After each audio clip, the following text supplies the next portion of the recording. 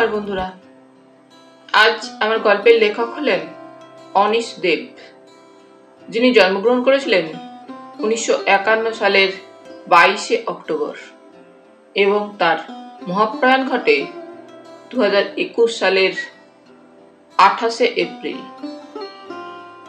তার প্রতি গভীর শ্রদ্ধা নিবেদন করে শুরু করছি আজকের গল্প। আমার নাম রনি।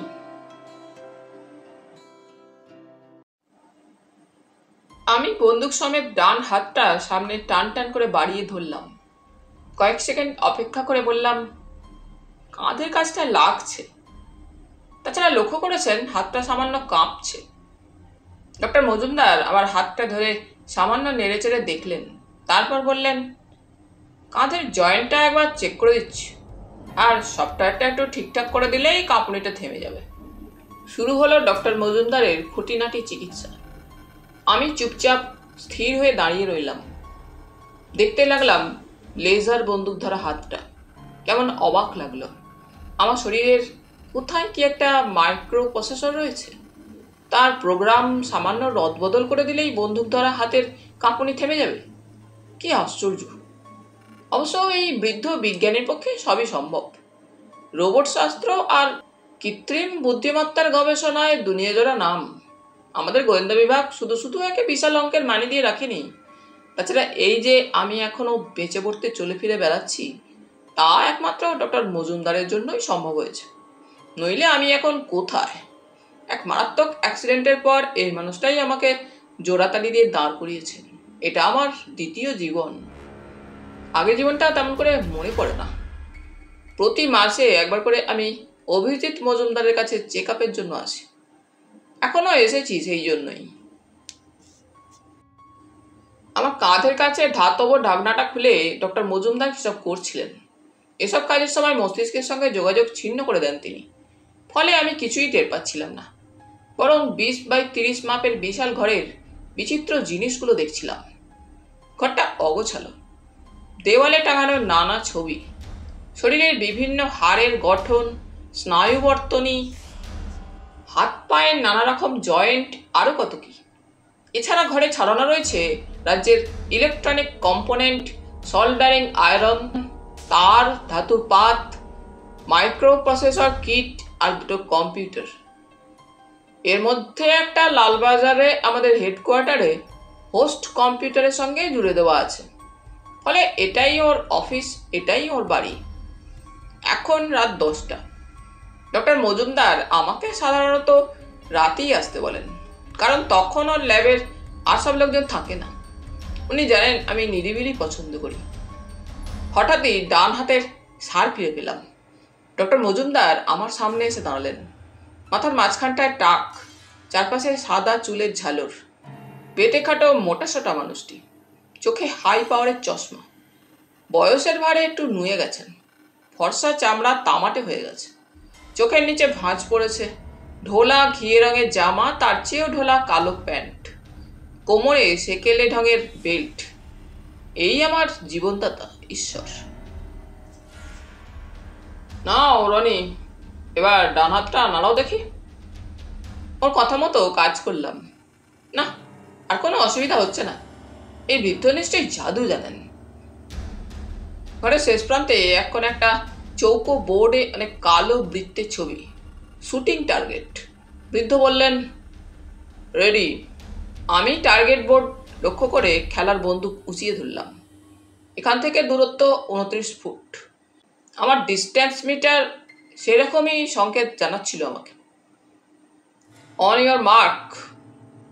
আমার অপ্টো ইলেকট্রনিক তীক্ষ্ণ চোখ টার্গেটের ঠিক মাঝখানের কালো বিন্দুটাই শুধু দেখতে পাচ্ছিল। ফায়ার! তৎক্ষণাৎ ফায়ার করলাম। 5 সেকেন্ড সময়ের মধ্যে 18 বার।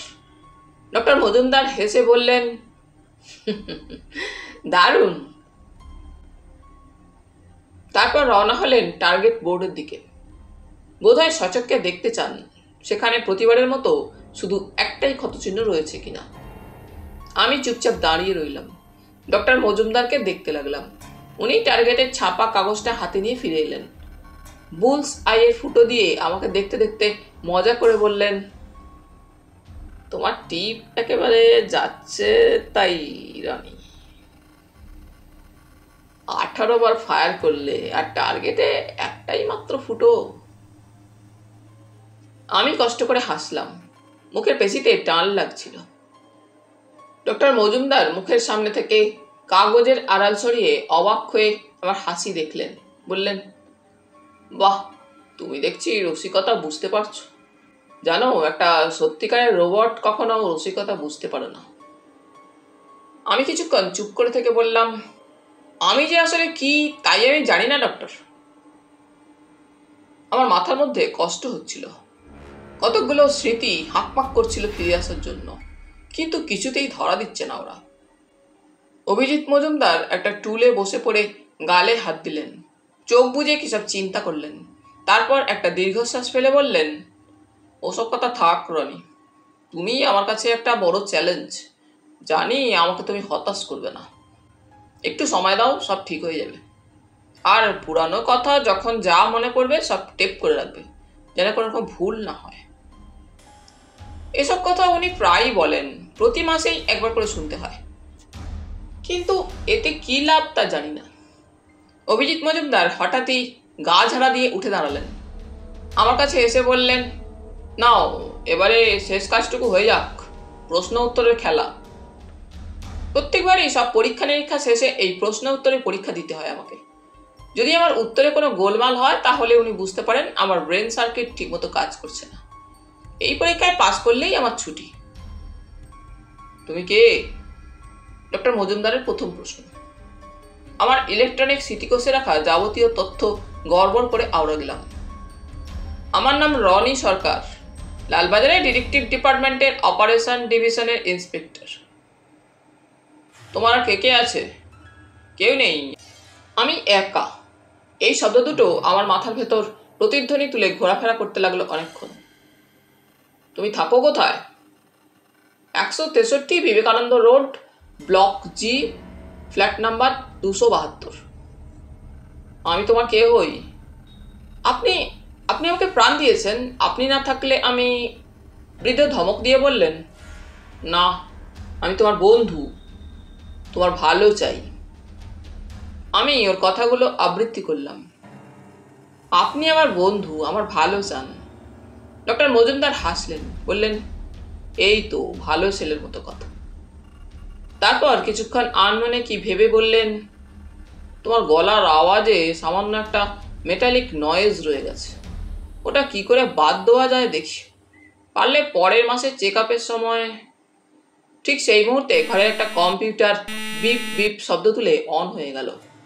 হেডকোয়ার্টার থেকে কোনো খবর দেওয়ার থাকলেই এই কম্পিউটারটা চালু হয়ে যায়। ডক্টর মজুমদার ব্যস্তভাবে ওটার দিকে এগিয়ে গেলেন। ওর পায়ে ধাক্কা লেগে বসার টুলটা কাত হয়ে পড়ে গেল। মেঝেতে কিছু কাগজপত্র ছিল, সেগুলো এলোমেলো হয়ে গেল। ততক্ষণে বৃদ্ধের অভিজ্ঞ হাত কিবোর্ডের বোতাম টিপতে শুরু করেছে। আমি আসি ডক্টর বলে বেরিয়ে আসছিলাম। ডক্টর মজুমদার ডাকলেন আমাকে। হেডকোয়ার্টার থেকে তোমাকে চাইছে, এমার্জেন্সি। আমি ভারী ভারী পা ফেলে কম্পিউটারটার দিকে এগোলাম। লেজার বন্দুকটা উরু লাগোয়া সিকিউরিটি চেম্বারে রেখে দিলাম। হেডকোয়ার্টার থেকে এত রাতে আবার কি এমার্জেন্সি কল? আমি যে এখানে রুটিন চেক আপের জন্য আসছি সেটা অপারেশন ডিপার্টমেন্টের ওসি জানেন, কারণ খবর রেখে আসাটাই আমাদের রেওয়াজ। কম্পিউটারের পর্দার দিকে তাকিয়ে বুঝলাম কমিউনিকেশন নেটওয়ার্ক পুরোপুরি চালু হয়ে গেছে, কারণ গোটা গোটা হরফে ফুটে উঠেছে আমার কোড নম্বর আর নির্দেশ। এক্ষুনি আমাকে পৌঁছে যেতে হবে সল্টলেক সিটিতে, এই ব্লকের 67 নম্বর বাড়িতে। উল্টোডাঙ্গা ভিআইপি রোডের মুখে ASI বর্মন অপেক্ষা করবে। তার কোড নম্বরও ফুটে উঠল পর্দায়। আমি যেন বর্মনকে গাড়িতে তুলে নিয়ে নির্দিষ্ট জায়গায় চলে যাই। যাওয়ার পথে বর্মন আমাকে সংক্ষেপে ব্যাপারটা জানিয়ে দেবে। আমি সম্মতি জানিয়ে বোতাম টিপে আমার কোড নম্বর জানালাম এবং বললাম যে তক্ষুনি রওনা হচ্ছে। তারপর শেষ বোতামটা টিপতেই কম্পিউটারে সব লেখা মুছে গেল পলকে। ডক্টর মজুমদার আমার কাঁধ চাপড়ে দিয়ে বললেন, wish you best of luck. আমি বেরিয়ে আসার আগে প্রতিভাবান বৃদ্ধ মানুষটিকে কয়েক মতো দেখলাম। এই লোকটি ছাড়া আর কেউই আমাকে ভালোবাসে না। ওর চোখে আমি যেরকম স্নেহ ভালোবাসা মাখানো দৃষ্টি দেখি আর কারো চোখে দেখি না, অথচ ভাষা ভাষা মনে পড়ে। পুরানো জীবনে আমি কি সুখী না ছিলাম। উল্টোডাঙ্গা ভিআইপি রোডের মোড়ে গাড়িটা পার্ক করতেই সন্দীপ বর্মন কোথা থেকে এসে গাড়িতে উঠল। আমার গাড়ির মাথায় ঘুরপাক খাওয়া লাল নীল বাতি রয়েছে, সুতরাং গাড়িটা চিনে নিতে ওর অসুবিধা হয়নি। ওকে দেখেই সামনের সিটের দরজা খোলার অটোমেটিক বোতাম টিপে দিয়েছিলেন। লক্ষ্য করলাম বর্মন একটু ইতস্তত করছে। বোধহয় আমার পাশে বসে পথ চলায় ওর পুরোপুরি সায় নেই। আমি জানি সহকর্মীরা আমাকে একটু আধটু এড়িয়ে চলতে চায়, কিন্তু একসঙ্গে কাজ করতে হলে আর উপায় কি। প্রথম প্রথম খারাপ লাগতো, কিন্তু এখন মজা পাই। সুতরাং বর্মনকে ডাকলাম, আরে কি ভাবছেন, উঠে আসুন জলদি। বর্মন উঠে বসলো আমার পাশে। গাড়ির দরজা কোনো রকম শব্দ না করেই স্বয়ংক্রিয়ভাবে লক হয়ে গেল। আবার ড্যাশবোর্ডে সেলুলার ফোন চালু করে হেডকোয়ার্টারে জানিয়ে দিলাম যে বর্মন আমার গাড়িতে উঠে পড়েছে। আমরা আর কয়েক মিনিটের মধ্যেই সল্টলেক সিটির নির্দিষ্ট ঠিকানায় পৌঁছে যাচ্ছি। বর্মনের চেহারা মোটার দিকে, তবে গায়ে জোর আছে। আমার সঙ্গে পাঞ্জা লড়ে হেরে যাওয়ার আগে প্রায় 7 সেকেন্ড টিকে ছিল। আগে কথায় কথায় আমাকে ব্যঙ্গ বিদ্রুপ করত, পাঞ্জা হেরে যাওয়ার পর থেকে আর করে না। সন্দীপ বর্মনের বয়স 40-এর কাছাকাছি, থুতনিতে ভাঁজ, রগের চুলে নুন মরিচ, সিগারেট খাওয়ার ভীষণ নেশা ওর। গাড়ি চলতে শুরু করতেই লাইটার জেলে ফস করে সিগারেট ধরালো। ধোঁয়া ছেড়ে আমার দিকে তাকাতেই বলল, সরকার, এটা দয়া করে বসকে জানাবেন না। আমি ধাতব শব্দ করে হাসলাম, বললাম, না বলবো না, কিন্তু আমরা যাচ্ছি কোথায়? কোনো এমার্জেন্সি আছে? বর্মন ভুরু বাঁকিয়ে তাকালো আমার দিকে, বলল, আমরা প্রফেসর রূপেশ কোঠারির বাড়ি যাচ্ছি। ওর এগেনস্টে কিডন্যাপিংয়ের চার্জ আছে। আমি চমকে উঠলাম, প্রফেসর রূপেশ কোঠারি? আপেক্ষিকতা তত্ত্ব নিয়ে গবেষণা করে সারা বিশ্বকে তাক লাগিয়ে দিয়েছেন তিনি। গত বছরের নোবেল পুরস্কারের তালিকায় তার নাম উঠেছিল, হয়তো এবার পেয়ে যাবেন। ওর unified general theory of space টাইমকে বলা হয় গত 70 দশকের সেরা আবিষ্কার। কারণ 71 বছর আগে ডিজিটাল কম্পিউটার আবিষ্কার করেছিলেন জন ভিনসেন্ট অ্যাটানাস্প ও ক্লিফোর্ড বেরি। সেই রূপেশ কোঠারির বিরুদ্ধে অপহরণের অভিযোগ। আমার মুখে অভিব্যক্তিগুলো ঠিকঠাক ফোটে না, সেটাই হয়তো বর্মন লক্ষ্য করছিল।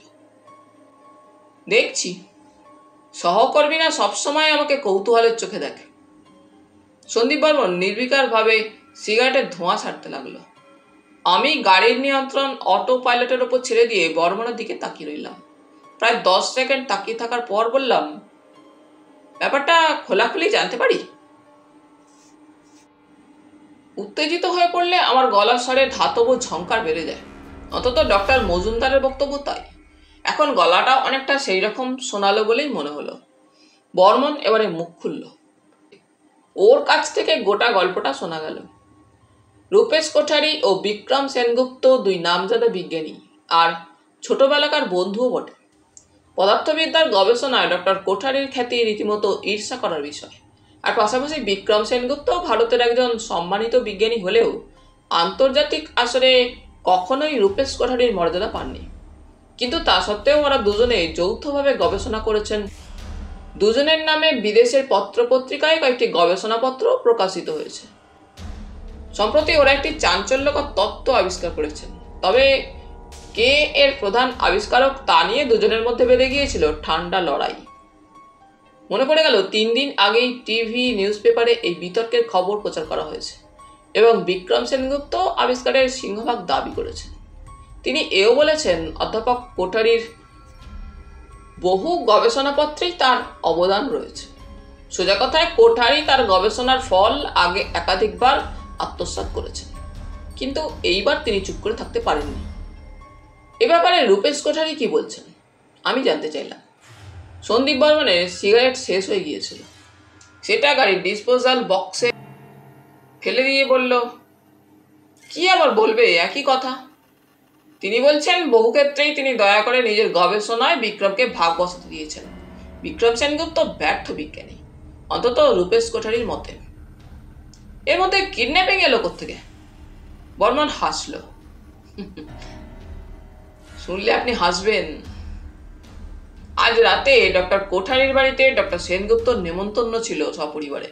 সেনগুপ্তের স্ত্রী আলসারের রোগী, তাই নেমন্তন্নে যাননি। তবে সেনগুপ্ত তার মেয়ে নিনিকে নিয়ে গিয়েছিলেন কোঠারির বাড়িতে।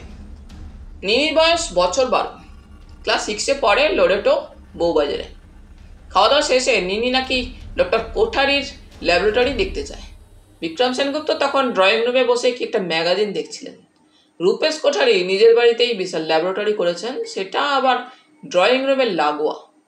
ফলে বলতে গেলে একরকম সেনগুপ্তের চোখের সামনে দিয়েই নিনি আর কোঠারি ল্যাবে ঢুকেছে, কিন্তু ল্যাব থেকে ওরা কেউ বেরোয়নি। কয়েক মিনিট পরেই সেনগুপ্ত ল্যাবে গিয়ে দেখেন সেখানে কোঠারি একা দাঁড়িয়ে একটা ইলেকট্রোম্যাগনেটের সামনে ঝুঁকে পড়ে কি যেন করছেন। নিনি নেই। ভোজবাজির মতো মেয়েটি যেন হাওয়ায় মিলিয়ে গেছে। বুঝলাম। তারপরেই হইচই, লালবাজারের টেলিফোন ইত্যাদি হয়েছে। রূপেশ কোঠারি প্রকাণ্ড মাপের বিজ্ঞানী, কিন্তু অভিযোগটা তো নেহাত ছোট মাপের নয়। বর্মনের কাছেই শুনলাম ব্যাপারটা হেডকোয়ার্টারে পৌঁছায় 8:30 নাগাদ। সঙ্গে সঙ্গে তদন্তকারী দল হাজির হয়েছেন ডক্টর কোঠারির আস্তানায়। সেই দলে বর্মনও ছিল। ডক্টর সেনগুপ্ত কোঠারির বাড়িতেই ছিলেন। কোঠারি বিয়ে থা করেননি, সুতরাং বাড়িতে দুজন কাজের লোক ছাড়া আর কেউ নেই। পুলিশ যত রকম ভাবে সম্ভব জিজ্ঞাসাবাদ করেছে ওদের, তবে যথারীতি কোনো লাভ হয়নি। তারপর তারা হিমশিম খেয়ে গেছে দুই বিজ্ঞানীকে নিয়ে। আমি সমস্যাটার কথা অবাক হয়ে ভাবছিলাম। বললাম, কিডন্যাপিং এর ব্যাপারে কোঠারি কি বলছেন? সল্টলেকের ভেতরে ফাঁকা রাস্তা ধরে গাড়ি হু হু করে ছুটছিল। জানালা দিয়ে মুখ বাড়িয়ে হাওয়া খেতে খেতে বর্মন বলল, কোঠারি বলেছেন মিনি একাই ল্যাব ছেড়ে বেরিয়ে গেছে, আর সেনগুপ্ত বলেছেন অসম্ভব, কারণ এক মুহূর্তের জন্য ল্যাবের দরজা তার চোখের আড়াল হয়নি। ব্যাস। গাড়ির সেলুলার ফোন বিপ বিপ করে বেজে উঠল। ফোন তুলে কানে দিলাম। রনি সরকার বলছি। ওপাশ থেকে এসি বিকাশ মিত্রের গলা শোনা গেল। সরকার, আপনারা স্পটের প্রায় কাছাকাছি চলে এসেছেন। বর্মন আপনাকে সব কথা হয়তো বলেছে, তবে সব খবর জানতে পারলেও একটা ব্যাপারও বলতে পারবে না। এই কেসে হঠাৎ আপনাকেই বা ডেকে পাঠানো হলো কেন, সেটাই এখন আপনাকে জানাচ্ছি। আপনার জন্য দরকার। চিফ একটু থেমে আবার বললেন, নিনির উদাহ হওয়ার পেছনে কোনো সায়েন্টিফিক মিস্ট্রি রয়েছে বলে আমার ধারণা। কোঠারির ল্যাবের সমস্ত ডিটেলস আমাদের চাই। আমি জানি আপনার অপটো ইলেকট্রনিক চোখে কিছুই এড়িয়ে যায় না, তাই আমার এই ডিপার্টমেন্টে বিজ্ঞানের মাপকাঠি আপনার চেয়ে ভালো কেউই বোঝে না। সুতরাং বেস্ট অফ লাক। লাইন কেটে গেল। সন্দীপ বর্মন একটা কথাও শুনতে পাইনি। ভুরু উঁচিয়ে জিজ্ঞেস করলো, কে? আমি বললাম, বসের ফোন। আর 12 সেকেন্ডের মধ্যেই ডক্টর রূপেশ কোঠারির বাড়িতে পৌঁছে গেলাম আমরা। অন্ধকারে দাঁড়িয়ে থাকা আধুনিক স্থাপত্যের বিশাল বাড়িটা দেখে মনেই হয় না এ বাড়িতে এরকম একটা ঘটনা ঘটেছে। নিনিকে শেষ পর্যন্ত পাওয়া যাবে তো? দোতলার আধুনিক সুসজ্জিত ড্রয়িং রুমে ওদের দুজনকে পেলাম, যথেষ্ট দূরত্ব রেখে দুটো সোফায় বসে। একজনের হাতে একটা ম্যাগাজিন, অন্যজন দেওয়ালে টাঙানো রবীন্দ্রনাথের হস্তলিপির প্রতিকৃতি দেখছেন। দেখেই বোঝা যায় দুই বিজ্ঞানীর এখনো আড়ি রয়েছে, ভাব হয়নি। আমাদের ঢুকতে দেখেই দ্বিতীয়জন ছেঁড়া স্প্রিংয়ের মতো ছিটকে লাফিয়ে উঠলেন সোফা থেকে। সন্দীপ বর্মনের কাছে গিয়ে বললেন, নিনিকে পাওয়া গেল ইন্সপেক্টর? ভদ্রলোক যেরকম উদ্গ্রীব এবং তার চোখ মুখ যেরকম উদ্ভ্রান্ত, তাতে সন্দেহ নেই ইনি বিক্রম সেনগুপ্ত। পরনে ছাই রঙের সাফারি স্যুট, কপাল বেশ বড়, মাথার চুল তেলতেলে পরিপাটি করে আঁচড়ানো, চোখ বড় বড় বুদ্ধিদীপ্ত, ভুরু ঘন এবং টানা, মুখে বয়সের সূক্ষ্ম ভাঁজ, কথা বলেন সামান্য টেনে টেনে। বর্মন বেশ গম্ভীর মুখে আমার সঙ্গে পরিচয় করিয়ে দিলেন। ইন্সপেক্টর রনি সরকার, আপনাদের কেসটা এখন ইনি ইনভেস্টিগেট করবেন। রূপেশ কোঠারি ইতিমধ্যেই হাতের ম্যাগাজিন নামিয়ে রেখেছেন টেবিলে। কৌতূহলী চোখে আমাকে লক্ষ্য করতে করতে উঠে এসেছেন কাছে। স্মিত হেসে হাত বাড়িয়ে দিয়েছেন হ্যান্ডশেক করার জন্য। সাধারণত আমি হ্যান্ডশেক ব্যাপারটা এড়িয়ে চলি, কিন্তু এখন এড়ানো গেল না। আড়ষ্টভাবে হ্যান্ডশেক করলাম। হাতের চাপ যতটা সম্ভব নিয়ন্ত্রণে রাখার চেষ্টা করলাম একই সঙ্গে। তবুও লক্ষ্য করলাম রূপেশ কোঠারির মুখে কিছুটা যন্ত্রণা ও বিস্ময়ের ভাব ফুটে উঠেছে। ঘরে বেশ কয়েকটা সোফা ছিল। আলাপের পালা শেষ করে আমরা ছড়িয়ে ছিটিয়ে বসলাম সোফাগুলোয়। আমি যে সোফাটায় বসলাম সেটা মচমচ শব্দ করে উঠল, তবে তার বেশি কিছু হলো না। অধৈর্য বিক্রম সেনগুপ্তকে হাতের ইশারায় শান্ত হয়ে বসতে বললাম আমি। তারপর রূপেশ কোঠারিকে উদ্দেশ্য করে বললাম, প্রফেসর কোঠারি, পুরো ব্যাপারটা আপনার মুখ থেকে আরেকবার শুনবো, প্লিজ, বিরক্ত হবেন না। কোঠারি শব্দ করে হাসলেন। ওকে বয়সের তুলনায় ছোট দেখাচ্ছিল। চনমনে চোখ, লম্বাটে মুখ, দাড়ি এমনভাবে কামিয়েছেন যে রাতেও খোঁচা খোঁচা দাড়ি বেরোয়নি। সরু করে ছাটা গোঁফ, আর মাথার চুল প্রায় কদম ছাট। পরনে সবুজ রঙের সরু চেক কাটা বুশ শার্ট, সাদা টেরিকটের প্যান্টের ভেতর গুজে পড়েছেন। কোঠারির গলার স্বর বেশ চমৎকার। ভদ্রলোক বিজ্ঞান না শিখে গান শিখলেও বোধহয় কেউকেটা হতে পারতেন। প্রায় ধারা বিবরণী দেওয়ার মতো করে নিনির উধাও হওয়ার ব্যাপারটা বলে গেলেন তিনি। ওর কথা বলার ফাঁকে ফাঁকে বিক্রম সেনগুপ্ত উত্তেজিত হয়ে বাধা দিয়ে উঠছিলেন। বর্মন কোনো রকমে তাকে নিরস্ত করে রাখল। শুনছিলাম আর 12 বছরের নিনির কথা ভাবছিলাম, মেয়েটা গেল কোথায়? রূপেশ কোঠারির গল্পে নতুন আর কিছু পাওয়া গেল না। সুতরাং বর্মনকে বিক্রম সেনগুপ্তর কাছে বসতে বলে ডক্টর কোঠারিকে নিয়ে এগোলাম ল্যাবরেটরির দিকে। বললাম, চলুন প্রফেসর কোঠারি, আপনার ল্যাবরেটরিটা একবার দেখব। প্রফেসর কোঠারি এমনভাবে আমার দিকে তাকালেন যার অর্থ হলো, ল্যাবরেটরি দেখে আপনি কি কিছু বুঝবেন? আমি ওর তাকানোয় আমল দিলাম না। কোঠারি জানেন না আমি ঘুরে ঘুরে ওর ল্যাবরেটরি দেখা মানেই ল্যাবরেটরির প্রতিটি ইঞ্চি ধরা পড়ে আমার অপটো ইলেকট্রনিক চোখে এবং রেকর্ড হয়ে যাবে ভিডিও টেপে। বর্মন আমার দিকে তাকিয়ে ইশারায় কিছু একটা বলতে চাইল। আমি ওর চোখে চোখ রেখে বললাম, কিছু বলবেন? ও তখন ইতস্তত করছে দেখে বুঝলাম দুই বিজ্ঞানী হাজির থাকায় ও ঠিক মুখ খুলতে পারছে না। আমি ঠোঁট টেনে হাসার চেষ্টা করে বললাম, জোরে বলার দরকার নেই, শুধু ঠোঁট নাড়ালেই আমি বুঝতে পারবো। বর্মনের বোধহয় খেয়াল নেই আমি লিপ রিড করতে পারি। আমার কথাই ওর খেয়াল হলো। শুধু ঠোঁট নেড়ে ও বলল, আমার ল্যাবরেটরি তন্ন তন্ন করে দেখেছি, ওখানে কিচ্ছু নেই। তাছাড়া প্রত্যেকটা জানালায় শক্তপোক্ত গ্রিল লাগানো। আমি হাত নেড়ে ওকে আশ্বস্ত করে বললাম, ঠিক আছে। তারপর কোঠারির সঙ্গে ঢুকে গেলাম ল্যাবরেটরিতে। ল্যাবরেটরি আমি আগে অনেক দেখেছি, কিন্তু তা সত্ত্বেও ডক্টর কোঠারির ল্যাব আমাকে চমকে দিল। বিশাল মাপের ঘরে প্রচুর যন্ত্রপাতি। তার কোনোটার চেহারা যেমন প্রকাণ্ড তেমনই কিম্ভূত। চেনা যন্ত্রের মধ্যে একটা পার্টিকেল অ্যাক্সিলারেটর আর একটা এক্স রে ডিফ্রাকশন স্পেকট্রোমিটার চোখে পড়ল। রূপেশ কোঠারির খ্যাতি দুনিয়া জোড়া, সুতরাং ওকে ল্যাবরেটরি তৈরির টাকা দেওয়ার সংস্থার অভাব নেই। তাছাড়া বহু বিদেশি যন্ত্রপাতি তিনি স্রেফ উপহার হিসেবে পেয়েছেন। আমি ল্যাবরেটরি দেখছিলাম আর মনে মনে এ পর্যন্ত পাওয়া তথ্যের লজিকগুলো যাচাই করে দেখছিলাম। কোথায় গেল নিনি? একটা 12 বছরের মেয়ে চোখের সামনে থেকে উধাও হয়ে গেল। চিন্তার ব্যাপার। আর এক্ষেত্রে যেহেতু ব্যাপারটা হয়েছে রূপেশ কোঠারির বাড়িতে, সেহেতু তাঁর দুশ্চিন্তা হওয়া উচিত আরো বেশি। কিন্তু সেই তুলনায় তাকে যেন বেশ নিশ্চিন্তই দেখাচ্ছে, হাসি খুশি, খোশ মেজাজি। বরং বিক্রম সেনগুপ্তের হাবভাব অনেক স্বাভাবিক। এরকম একটা মেয়ে হারিয়ে গেলে যেরকম দুঃখ পাওয়ার কথা, যেরকম উদ্ভ্রান্ত হওয়ার কথা, ওকে দেখে ঠিক সেই রকমই মনে হয়েছে। মেয়ে হারানোর কষ্ট বড় সাংঘাতিক, আমি জানি। আমারও একটা মেয়ে ছিল। কতই বা বয়স ছিল, 7, 8, ঠিক মনে পড়ছে না। রূপেশ কোঠারির কথায় সম্বিত ফিরল।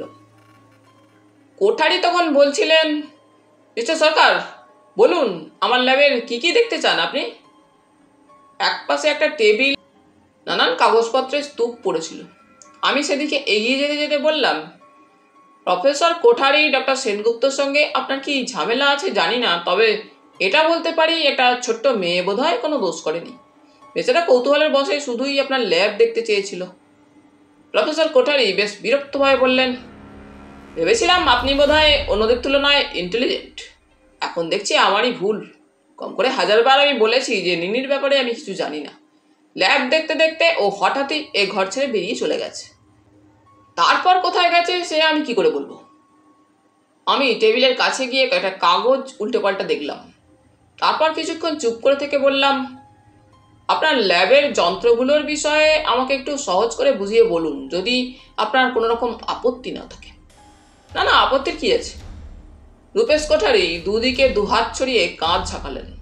তবে সবই কমপ্লিকেটেড অ্যাপারেটাস, কতটা সহজ করে বোঝাতে পারবো জানি না। শেষ দিকে ওর কথার মধ্যে একটা অবজ্ঞার সুর ধরা পড়ল।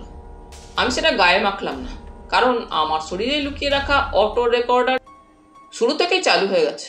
যাবতীয় শব্দ ধরা পড়ছে সেই নিখুঁত যন্ত্রে। পরে সেই যন্ত্রে প্লেব্যাক করে শোনা হবে বারবার। তারপর বিশেষজ্ঞরা তার চুল চেরা বিচার করবেন। সুতরাং যন্ত্রগুলোর বিবরণ বা কার্যপ্রণালী আমি না বুঝলেও কোনো ক্ষতি নেই, তবে বোঝার চেষ্টা আমাকে করতেই হবে। ডক্টর কোঠারি বলতে শুরু করলেন। যন্ত্রগুলোর সঙ্গে আমার পরিচয় করে দিতে লাগলেন। তার কথার মধ্যে নানান জটিল শব্দ উঁকি মারতে শুরু করল। Space time, curvature, tachyon, accelerator, X ray diffraction, relativity, anti gravitation, fifth force estimation ইত্যাদি। এইসব কথার ফাঁকে আমি টেবিলের কাগজপত্রগুলোই ঘাঁটছিলাম, যদি কোনো কিছুর হদিশ পাওয়া যায়। এর মধ্যে হঠাৎই বিক্রম সেনগুপ্ত ক্ষিপ্তভাবে ছিটকে এলেন ঘরের মধ্যে। চিৎকার করে বলে উঠলেন, ইন্সপেক্টর সরকার, এভাবে আপনি ওর কাছ থেকে কোনো কথা বের করতে পারবেন না, ও বড় শক্ত চিজ। সঙ্গে সঙ্গে সন্দীপ বর্মন এসে ঘরে ঢুকলো। ও হাই তুলতেই তাকালাম হাত ঘড়ির দিকে। রাত হয়েছে, প্রায় 11:30 বাজে। বর্মন তাড়াতাড়ি এসে প্রফেসর সেনগুপ্তের হাত ধরল, বলল, প্লিজ প্রফেসর, ওখানে চলুন। এরকম করলে ইনভেস্টিগেশনে অসুবিধা হবে। প্রায় ধস্তাধস্তি শুরু হয়ে গেল দুজনের। তখন আমি বর্মনকে ইশারায় থামতে বললাম। ডক্টর সেনগুপ্তের সাফারি স্যুটে ভাঁজ পড়েছে, মাথায় পরিপাটি চুল আর ততটা পরিপাটি নেই। রূপেশ কোঠারি একটি যন্ত্রের পাশে চুপটি করে দাঁড়িয়েছিলেন। হাত নেড়ে কাল্পনিক ধুলো ছাড়লেন চেক শার্ট থেকে। লম্বাটে মুখে সামান্য যেন মজার ছোঁয়া। আমি বিক্রম সেনগুপ্তকে কাছে ডাকলাম। গলা নামিয়ে জিজ্ঞেস করলাম, ড্রয়িং রুমে বসে আপনি এমন কিছুই শুনতে পাননি যাতে ব্যাপারটা আর একটা আঁচ পাওয়া যায়? ভালোভাবে মনে করে দেখুন তো। ডক্টর সেনগুপ্ত মাথার চুল ঠিকঠাক করতে করতে বললেন, মনে করে নতুন আর কি বলবো, সবই তো বলেছি। অসহায় চোখে বর্মনের দিকে তাকালেন তিনি। আমার মাথার ভেতরে বিভিন্ন লজিক কাটাকুটি খেলছিল। রূপেশ কোঠারির চোখে মুখে সামান্য তাচ্ছিল্য, বিদ্রুপ এইসব আরো উত্তেজিত করে তুলছে বিক্রম সেনগুপ্তকে। আমি ওকে জিজ্ঞেস করলাম, আচ্ছা প্রফেসর কোঠারি নিনির সঙ্গে কি কথা বলছিলেন, আপনি শুনতে পাননি কিছু? সেনগুপ্ত বললেন, পাবো না কেন, পুলিশকে সেসব বলেওছি। একটু থেমে আবার বললেন, নেহাতি মামুলি ছেলে মানুষই কথা। আমি বর্মনকে বললাম, মিস্টার বর্মন, আপনি প্রফেসর কোঠারিকে নিয়ে পাশের ঘরে গিয়ে বসুন, আমরা একটু নিরিবিলি কথা বলবো। সন্দীপ বর্মন ঠোঁট উল্টে এমন একটা মুখের ভাব করলো যার অর্থ, হুজুরের যা মর্জি।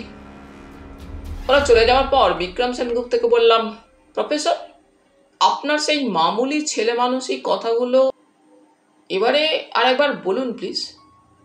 একটু সময় নিয়ে বিক্রম সেনগুপ্ত বোধহয় মনে মনে গুছিয়ে নিলেন নিজেকে। তারপর বলতে শুরু করলেন, এই একবার শুনলাম নিনি বলছে, বাব্বা ঘরটা কত বড়, এত সব যন্ত্র দিয়ে কি হয়? উত্তরে রূপেশ বলল, বিজ্ঞানের নানা রকম গবেষণা কাজ হয়। তারপর আরও কি কি বলছিল, ভালো করে খেয়াল করিনি। আবার এক সময় নিনির কথা কানে এলো, কাকু একটা খেলার যন্ত্র নেই? তাতেই রূপেশ বলল, আছে, এই তো লুকোচুরি খেলার যন্ত্র। নিনি বলল, কই দেখি। তারপর আর কোনো কথা শুনতে পাইনি। আমি বললাম, নিনিকে আপনি খুব ভালোবাসতেন? অবাক মারমুখী নজরে আমাকে দেখলেন ডক্টর সেনগুপ্ত। প্রায় চিৎকার করে বললেন, ভালোবাসতেন? তার মানে এখনো ভালোবাসি ইন্সপেক্টর। ওকে আপনি যে করে হোক খুঁজে এনে দিন প্লিজ। শেষ দিকে ভদ্রলোক কেঁদে ফেললেন, গলার স্বর ভেঙে গেল, হাত ঘষলেন চোখে। আমার কষ্ট হচ্ছিল, শরীরের ভেতরে লজিক সার্কিটগুলো ঠিকঠাক কাজ করছিল। মনে হলো বিক্রম সেনগুপ্ত বড় অসহায়। নিনি অন্তর্ধান রহস্যের উত্তর লুকিয়ে রয়েছে ডক্টর রূপেশ কোঠারির আস্তিনের ভেতরে। কোঠারি পৃথিবী বিখ্যাত বিজ্ঞানী হতে পারেন, কিন্তু পিতৃস্নেহ সম্পর্কে ওর জ্ঞান সেফ শূন্য। ডক্টর সেনগুপ্তকে বললাম, আপনি ড্রয়িং রুমে গিয়ে বিশ্রাম নিন। বিক্রম সেনগুপ্ত চলে যেতেই ঘরে আমি একা, আর শুধু কতগুলো জটিল যন্ত্র।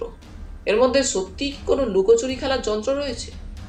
যন্ত্রগুলো একে একে দেখতে দেখতে আবার ফিরে এলাম টেবিলের কাছে। কাগজপত্রগুলো দেখতে শুরু করলাম আবার। খুঁটিয়ে দেখতে দেখতে হঠাৎ একটা কাগজে নজর আটকে গেল আমার। সাদা কাগজে কালি দিয়ে চৌকানো ঘর আঁকা রয়েছে একটা।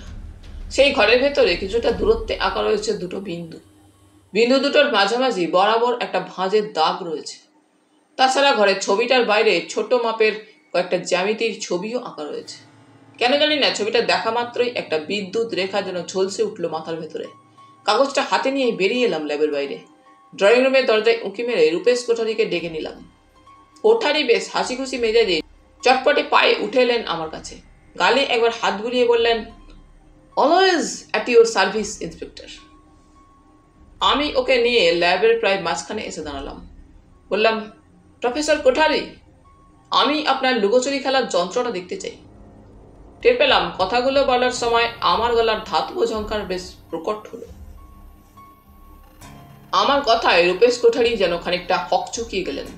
মুখের হাসি খুশি ভাবের ওপরে চকিতে একটা মলিন ছায়া নেমে এলো। একটু সময় নিয়ে নিজেকে গুটিয়ে নিয়ে বললেন, লুকোচুরি খেলার যন্ত্র? তার মানে? এইবার আমি ওর বাঁ হাতটা চেপে ধরলাম। ওর গায়ের জোরকে সরাসরি উপেক্ষা করে ওকে ঠেলে বসিয়ে দিলাম ফোমের গদিওয়ালা একটা সুদৃশ্য টুলের উপরে।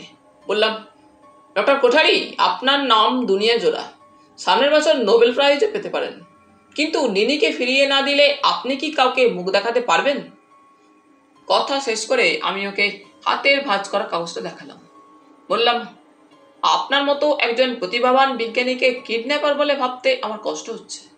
এই ব্যাপারটা জানাজানি হয়ে গেলে সবাই হয়তো বিক্রম সেনগুপ্তের অভিযোগগুলি সত্যি বলে ধরে নেবে। ডক্টর সেনগুপ্তের বহু রিসার্চের ফল আপনি সে হজম করে নিজের নামে ছাপিয়েছেন, জালিয়াতি করে নাম কিনেছেন বিজ্ঞানীদের জগতে। রূপেশ কোঠারির মুখ ধীরে ধীরে পাল্টে যাচ্ছিল। হাসির রেশটুকুও সেখানে আর নেই। এখন শুধু রাগ থমথম করছে। ডান হাত দিয়ে বাঁ হাতের একটা জায়গা ম্যাসাজ করছিলেন। ওই জায়গাটাই একটু আগে চেপে ধরেছিলাম। রূপেশ কোঠারি ছিটকে উঠে দাঁড়ালেন টুল ছেড়ে।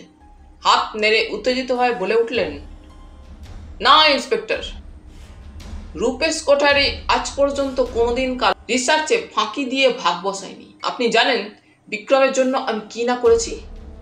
আর ও কিনা টিভি নিউজে আমার নামে যা তা রটিয়ে বেড়াচ্ছে। কথা বলতে বলতে কোঠারি চলে গেলেন একটা দেওয়াল আলমারির কাছে।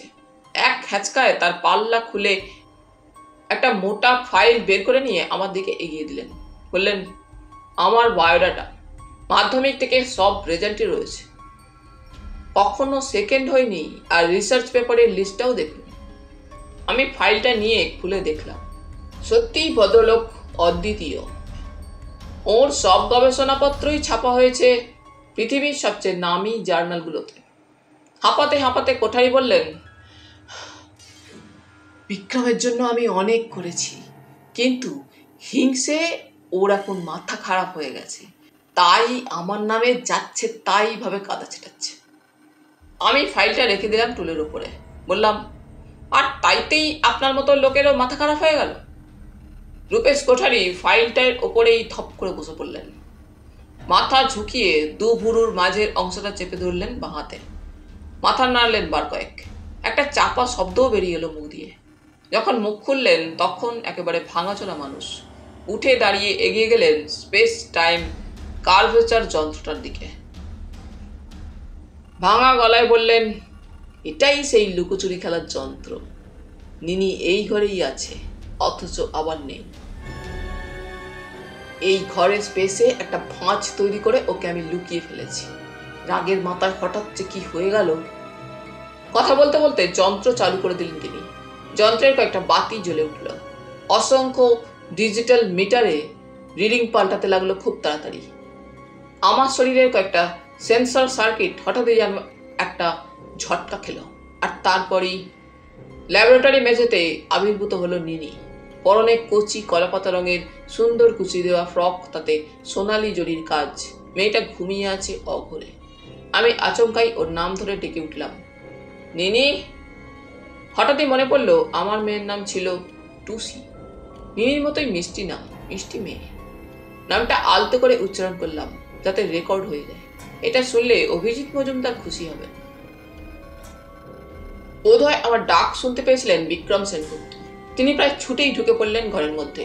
নিনিকে দেখে পাগলের মতো মেয়ের নাম ধরে ডাকতে ডাকতে ছুটে গিয়ে ওকে কোলে তুলে নিলেন। তারপর ঘুমন্ত মেয়েকে আদর করতে লাগলেন। মনে হচ্ছিল 4 ঘন্টা নয়, 4 যুগ পরে বিক্রম সেনগুপ্ত মেয়েকে ফিরে পেয়েছেন। ওদের দেখে আমার খুব ভালো লাগছিল।